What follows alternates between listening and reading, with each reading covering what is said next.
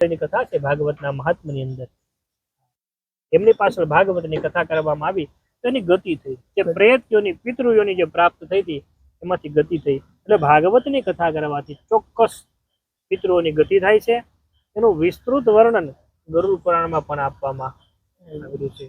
અને આ બાબતની અંદર હું ચોક્કસ દરેક દર્શક મિત્રોને પણ એવું કહેવા માંગીશ કે જીવનમાં શું કરવું શું ન કરવું. પિતૃ હોય છે કે નથી હોતા, શું કરવાથી પિતૃઓની મુક્તિ થાય, એના માટે બીજે કઈ ફાફા મારવાની જરૂર નથી, કોઈને પૂછવાની જરૂર નથી. ભગવાને ગીતાજીમાં કીધું તારે શું કરવું શું ન કરવું હે અર્જુન, એના માટે શાસ્ત્ર જ પ્રમાણ છે. શાસ્ત્રનું વચન છે એ વાત સત્ય છે. કદાચ તમે એને માનો તો પણ ભલે અને ન માનો તો પણ. જુગ શાસ્ત્ર જોજન પર ભાનું, એમ તુલસીદાસ મહાત્માએ કહી દીધું. આજે નાસા વાળાને બધા એમ કે છે કે નહીં આ સૂર્ય એટલા કિલોમીટર, એ વાત તો પેલા કહી દીધી ગરુડ પુરાણમાં કહી દીધું 5000 વર્ષ પહેલા કે માતાના ગર્ભમાં જયારે બાળક આવે ને ત્યારે આવી રીતે બાળક. હવે સોનોગ્રાફી આવીને હવે બધાને ખબર પડે કે આમ હોય, પણ એ તો પેલા કહેવાય ગયું. આપણું શાસ્ત્ર એટલું મહાન છે કે આકાશમાં બનનારી ઘટનાઓ એની પણ પૃથ્વી ઉપર બેઠા બેઠા જાણ. એટલા માટે કહું છું વધારે ને વધારે દરેક દર્શક મિત્રો સુધી આ વિડીયો પહોંચાડજો અને કહેજો કે શું કરવું શું ન કરવું એમાં શાસ્ત્રને જ પ્રમાણ ગણવું. કે ગીતાજીમાં તો એવું કીધું છે કે પુનરુપી જન્મ મરણ, જેનું જન્મ થાય છે એનું મૃત્યુ થાય છે. તો પછી પિતૃ આપણે કહીએ છીએ કે પિતૃઓ જે છે એને પિતૃ દોષ હોય છે, પિતૃ નડે છે. તો જન્મ તો થઈ જાય છે વ્યક્તિ જે મરે છે એનું, બરાબર. તો પછી પિતૃ ક્યાંથી આવે છે અને પિતૃનું શું કાર્ય હોય છે એના પર થોડીક વાત કરજો. ભગવાને ગીતાજીમાં કીધું છે કે જન્મે છે અને મૃત્યુ થાય છે, અને જન્મ મૃત્યુ થાય છે એનો પરિવાર જન્મ થાય છે. પંચમહાભૂતનું શરીર લઈ અને મનુષ્ય જન્મે અને પંચમહાભૂતમાં ભળી જાય છે. વાત રહી ઈચ્છાઓની, માણસ મરે છે પણ માણસની ઈચ્છા ક્યારેય મરતી નથી, બરાબર છે. મન ન મરે ને માયા ન મરે ને મર જાય શરીર, આશા તૃષ્ણા ન મરે હૃદયાદાસ કબીર. રાવણ બન્યો તો એને એવી ઈચ્છા હતી કે લોકો સ્વર્ગ અને નર્ક ની વાતો કરે છે તો થોડાક વર્ષ મને જીવવા દીધો હોત ને તો સ્વર્ગ અને નરક ની બે સીડીઓ મૂકી દે. જેને સ્વર્ગમાં જવું સ્વર્ગ ની ચડી જાય, નરકમાં જવું. આ સમુદ્રનું જળ એટલું સારું છે તો મને થોડો સમય જીવવા દીધો હોત ને તો હું અમૃત લઈ આવત દેવતાઓ પાસે અને સમુદ્રમાં ઘોળી રાખત. આ સમુદ્રના જળને હું અમૃત કરી મીઠું કરી દેત. એમ માણસની આશા કદાપી મરતી નથી. શ્રીમદ ભાગવતના આરંભે મહાત્માની અંદર એ વાત આવે છે. ધુંધુકરી નામનો એ મહાકલ મહાપાપી કે જેને કર્મના લીધે જેની ગતિ ન થઈ, એની પાછળ પિંડદાન કરવાથી પણ ગતિ ન થઈ. હા, અને એનું શરીર તો પંચમહાભૂતમાં વિલીન થઈ ગયું પણ એની આશા રહી ગઈ. આશા રહી ગયેલી. એ આશા જ એ પ્રેતનું સ્વરૂપ ધારણ કરે અને ગોકર્ણ મહારાજ એની પાછળ શ્રીમદ ભાગવતની કથા કરે અને પરિણામે એને ગતિ મળે. અને ગતિ સદગતિ કે દુર્ગતિ એનું વિસ્તૃત વર્ણન એ આપણે ગરુડ પુરાણની કથામાં આપણે સાંભળતા. એટલે ભરતભાઈ ચોક્કસથી પિતૃઓ હોય છે, પિતૃની આશા તૃષ્ણા હોય છે. અને આશા તૃષ્ણા કોની પાસે હોય? પોતાના પાસે જ હોય. પોતાના, બરાબર.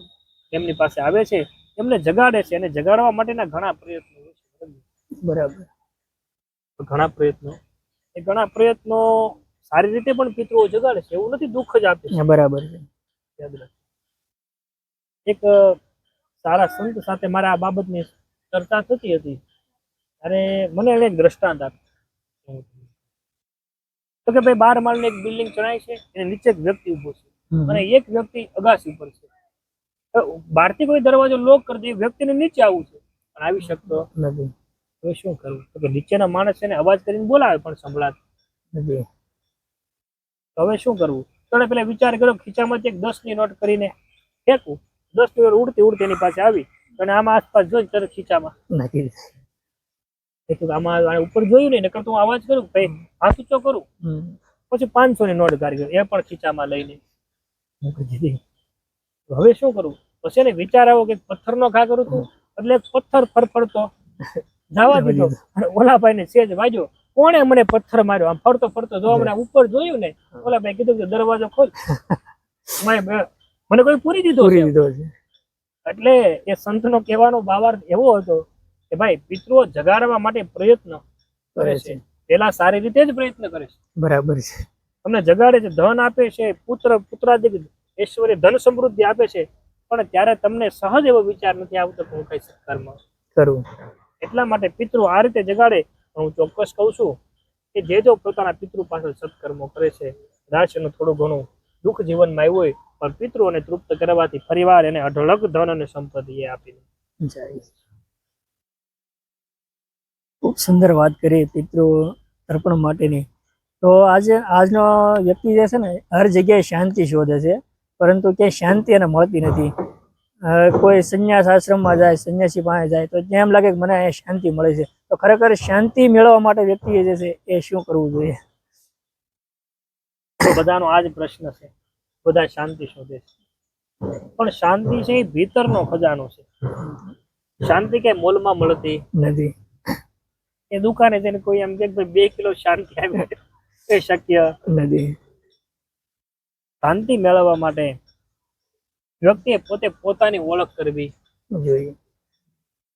અને પોતાની ઓળખ ક્યારે થાય તો કે જ્યારે ભગવાનનું ભજન કરે, અંતઃકરણની શુદ્ધિ થાય, ત્યારે એને ખબર પડે કે ઓહો હું આવ્યો તો એકલો અને જવાનું પણ એકલા જ. મારી હારે કઈ આવ્યું નથી ને મારે હારે કોઈ જવાનું ગમે એટલા બંગલા છે, ગમે એટલી ગાડીઓ છે, ગમે એટલી સંપત્તિ છે, ત્યાં મૂકીને વહી જવાનું. બરાબર. જ્યાં સુધી મારું થાય ને ત્યાં સુધી શાંતિ મળશે નહીં. જ્યાં સુધી એમ કોઈ એમ કે આ મારું ઘર છે, તો તમારું ઘર છે તો તમારા ઘરમાં આવીને કોઈ બેસે તમને ગમે નહીં. બરાબર. તમારો મોબાઈલ છે કોઈ લઈ લે તો કે ભાઈ મારો હતો લઈ લીધો. એટલે એમ જ્યાં સુધી હું અને મારું ન મટે ત્યાં સુધી શાંતિ મળતી નથી. એટલે કોઈના જીવનમાં દુઃખ નથી ભાઈ, યાદ રાખો ભરતભાઈ. ભગવાને બધાને પોતાની લાયકાત અનુસાર આપેલું જ છે અને ભગવાને શાંતિ જ આપેલી છે બધાના જીવનમાં. પણ અતિશય મેળવવાની કામના છે ને એ અશાંતિનું કારણ બને છે. એટલે જેમની કામનાઓ છૂટે અને ભગવાનનું ભજન વધે એના જીવનમાં શાંતિ. નાગભૂષણદેવજી મહારાજ અને ગરુડજીનો સંવાદ છે. કલેશ વિશે પ્રશ્ન થાય ને ત્યારે સરસ મજાનો જવાબ આપતા કહ્યું છે કે ભાઈ જ્યાં સુધી તમારા જીવનમાં હરિભજન નહીં, નિજ અનુભવ કહું ખગેશા, બિન હરિભજન મીટે ન કલેશ. ભગવાનના ભજન વગર કે કલેશ દૂર થાય એવું છે. એટલે વધારે ને વધારે ભગવાનનું ભજન કરો. ભગવાનનું ભજન કરવાથી અંતઃકરણ શુદ્ધ થાય, સમજાય આ બધું ભગવાનની માયાથી સર્જિત થયું છે. એટલે મારા ભાગ્યમાં જે પ્રમાણે મને મળતું રહ્યું છે, એટલે હું ને મારાના હવન થઈ જાય ને એટલે હાશ. દાદા આપણે શાંતિની વાત કરી, પણ કળિયુગ એમ કહેવાય ને કે અત્યારે કળિયુગનો પ્રભાવ છે. તો કળિયુગ આવવાથી શું થાય, એના લક્ષણો શું છે? ખરેખર તો કળિયુગ વિશે લોકોની માન્યતાઓ છે કે ભાઈ કળિયુગ ખરાબ છે. હા. પણ શાસ્ત્ર તો એમ કહે છે કળિયુગ જેવો યુગ છે. આજની સુવિધાઓની વાત તમે કરી લો તો પણ ભલે, પેલા માણસો કેટલું ચાલીને જતા. બરાબર છે.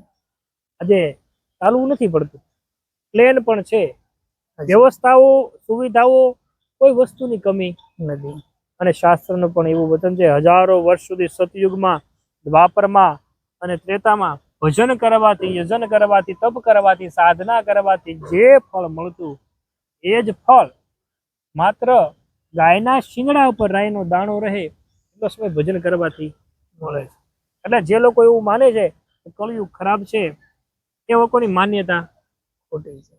કળિયુગ જેવો એક યુગ છે નહીં. કળિયુગ મહાન યુગ છે, પણ કળિયુગના માણસની બુદ્ધિ અને બુદ્ધિ કુંઠિત થવાથી જ માણસ દુષ્કર્મ કરે છે અને એ એમ કે છે કળિયુગ ખરાબ છે. ખરેખર કળિયુગ ખરાબ. કળિયુગ રહે છે ક્યાં? તો પરીક્ષિત મહારાજાને 4 ઠેકાણા આપ્યા. શું? તો કે ભાઈ ચોરી થતી હોય ત્યાં ચોરીનું ધન ભેગું થતું હોય, જ્યાં જુગાર રમાતો હોય, જ્યાં પરસ્ત્રીનો સંગ થતો હોય, કે જે દારૂનું પાન થતું હોય, ત્યાં જ કળિયુગ હોય છે ભાઈ. બરાબર છે. બાકી કળિયુગ બીજે ક્યાંય આવી શકતો નથી. પણ હવે અત્યારે સમાજની માણસની બુદ્ધિ જેવી થઈ ગઈ છે, માણસ એવા માર્ગે જાય પછી વાત કળિયુગને આપે છે. બરાબર છે. કળિયુગનો દોષ છે. નહીં મારા વાલા, જીવવા જેવો યુગ છે જીવી જાણો. બરાબર. કળિયુગ આવવાથી આ ચોક્કસ કળિયુગનો પ્રભાવ હોય છે, પણ આ ભૂલ કળિયુગની કોઈ આમાં દોષ નથી, દોષ મનુષ્યની બુદ્ધિનો. બરાબર. એક નાની એવી વાત કરું ભરતભાઈ. એકવાર એક જંગલની માલિપા બે મિત્રો ચાલ્યા જાય છે. હા. કળિયુગની વાત છે. લોકો એમ કહેતા હોય ને કળિયુગ ખરાબ છે, હા, બરાબર. કળિયુગ ખરાબ છે, એના માટે બે મિત્રો ચાલ્યા જાય છે. એમાં એક મૃગલો કહેતા હરણ દોડીને નીકળે. હા, એટલે બે મિત્રો કે ભાઈ આ સરસ મજાનું હરણ છે અને જે બપોર થયા છે એને શિકાર કરવાનો વિચાર આવ્યો. હા. એટલે એક મિત્રે સભામાંથી બાણ કાઢી અને મૃગલાને માર્યો. એટલે મૃગલો મરણ પામ્યો. બે વ્યક્તિ દોડતા દોડતા ને ગયા હા. અને કીધું કે હાલ આપણે મૃગલાને હવે આપણે બપોરા કરી લઈએ.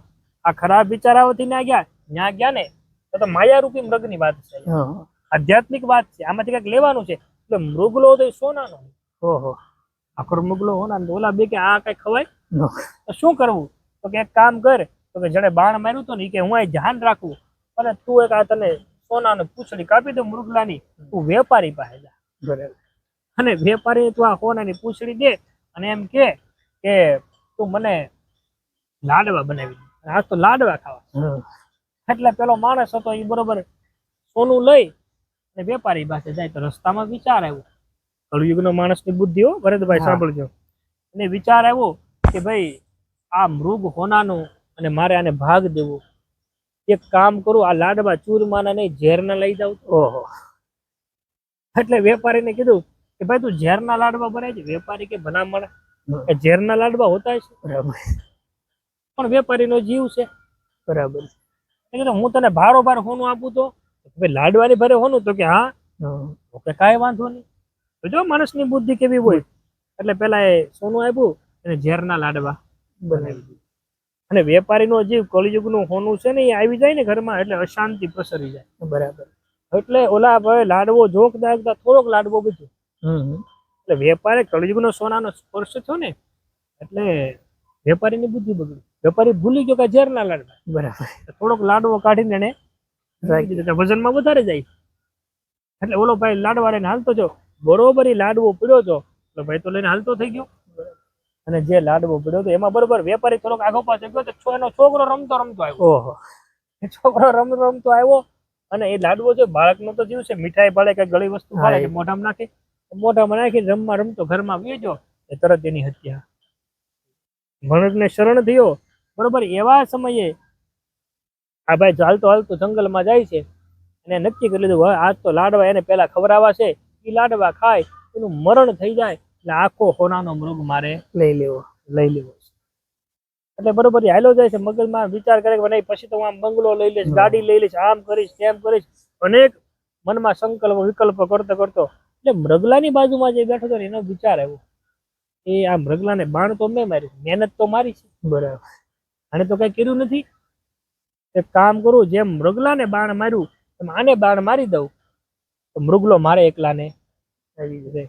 એટલે ઝાડની આડો સંતાઈ જાય. ઓલો મૃગલા પાસે જેવો આવ્યો તો ફળ બાણ માર્યું, એક બાણ માર્યું એટલે એ માણસ તેને ત્યાં મૃત્યુ પામ્યો. ઓલો મૃગલાને સરખો કરી બાજુમાં લાડવાનો બોસ કરી મળ્યો લાડવા ખાવા તો એ પણ મરણને શરણ થઈ ગયો. મૃગલો ન્યાન પડ્યો. કળયુગ કહેવાનો ભાવાર્થ એવો, કળયુગ કદાપી ખરાબ નથી. કળયુગ જીવવા જેવો યુગ છે. કળયુગના માણસની બુદ્ધિ અને બુદ્ધિ ખરાબ થવાનું એકમાત્ર કારણ છે. મારા જીવનમાં ચોક્કસ તમને કહીશ, એવી રીતે પાણી હોય ને, વરસાદનું પાણી ડાયરેક્ટ આવે આપણે ગાળી અને પછી ગવણામાં નાખીએ, ગવણાથી ગાળી અને ગોળામાં અથવા તો ફિલ્ટર કરી અને લઈએ. જેવી રીતે ખેતરમાં ઘઉં ઉગે એ ઘઉંને આપણે કાકરા જે કાંઈ પણ દૂષણ હોય બધું દૂર કરીએ આપણે એમાંથી. હા, અને ચોખ્ખા ઘઉં આપણે ભરીએ છીએ આખું વર્ષ ચલાવવા માટે. દરેકની પ્રોસેસ હોય છે. એમ ધનને શુદ્ધ કરવા માટે પણ એક પ્રોસેસ છે જેને કહેવાય તમારી આવકમાંથી અમુક ભાગ ભગવાનનો આડવો. એ બંધ થયું એટલે માણસની બુદ્ધિ આજે ભ્રષ્ટ થઈ. અરે પેલા ક્યાં કોઈને મંગળ નડતો હતો ભરતભાઈ? બરાબર છે. આપણા વડીલોને પૂછીએ તમને કોઈ મંગળ નડેલો?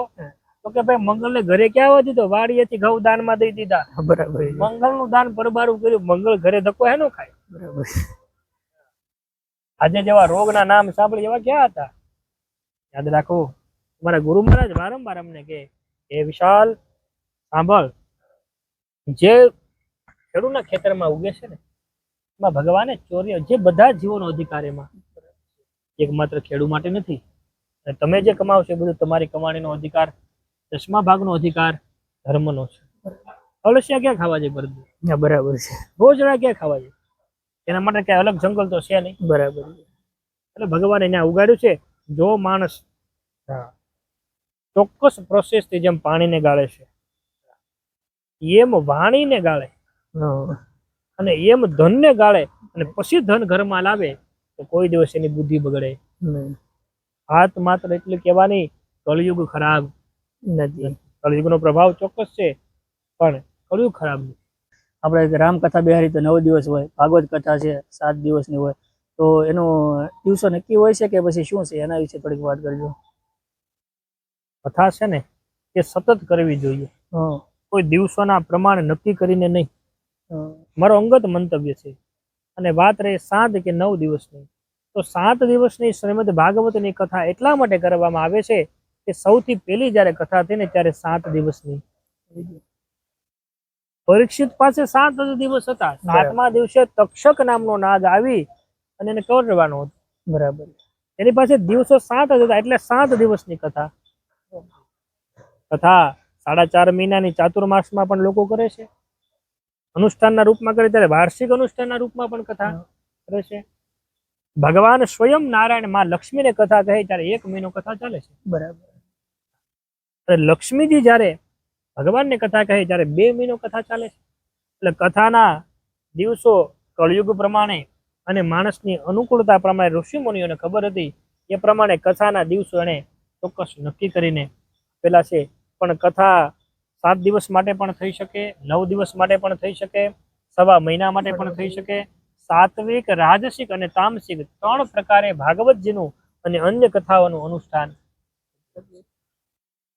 વાત રહી 7 દિવસની, તો 7 દિવસ છે ને બીજી દ્રષ્ટિએ આપણે વાત કરીએ તો મનુષ્ય માત્ર પાસે પણ 7 દિવસ છે ભરતભાઈ. હા, બરાબર છે. ભાગવતના 7 દિવસ છે એમ નહીં, રવિવારથી શરૂ કરી અને પાછો શનિવાર આવે ત્યાં સુધીમાં 7 દિવસનો ક્રમ છે.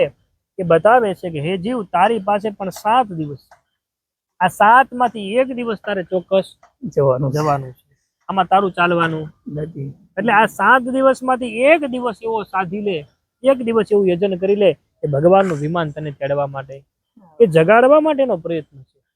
ઋષિ મુનિઓનું જે પણ આપણને આપ્યું છે ને બધું જગાડવા માટેની વાત. ખૂબ સુંદર વાત કરી દાદા. માર્મિક સાથે, દ્રષ્ટાંત સાથે દર્શક મિત્રોને ખૂબ મજા પડે અને જીવનની અંદર પરિવર્તન લાવી શકે એવો આપનો પ્રયાસ રહ્યો છે. ખૂબ ખૂબ આપનો આભાર.